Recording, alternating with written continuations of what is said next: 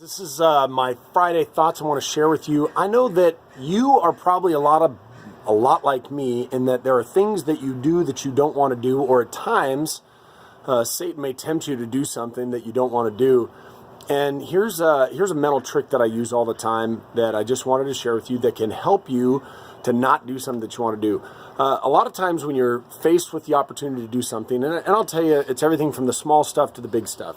Let's say a small stuff is like eating a piece of that chocolate cake, or the big stuff is, taking something that's not yours, or whatever. There's the whole range of those type of things. Oftentimes when somebody looks at something they shouldn't be doing or thinks about doing something they shouldn't be doing, what they do is they minimize the consequences, and they say things in their minds like, it's not that big a deal, or it's probably not going to hurt anything. And so what I want to encourage you to do is, instead of minimizing the consequences, maximize the consequences. And now, I'll give you the example of the chocolate cake. So a lot of times people look at chocolate cake and say, what's the big deal? I'm not going to eat a piece of chocolate cake. And so it's not going to hurt me if I eat a piece of chocolate cake. So they eat a piece of chocolate cake, which isn't bad unless you're eating chocolate cake 3 times a day. And so if you don't want to eat the chocolate cake, this is what you do. You don't say to yourself, it's not that big deal if I eat a piece of chocolate cake. You say, if I eat a piece of chocolate cake, I'm going to die an early death from obesity and diabetes.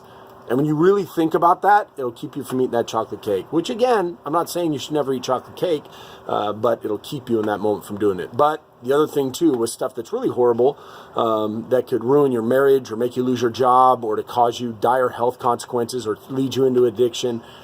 Don't ever say it's not that big of a deal. Maximize the consequences and say, man, this is going to cost me my spiritual health. This is going to cost me my marriage. This is going to cost me my job.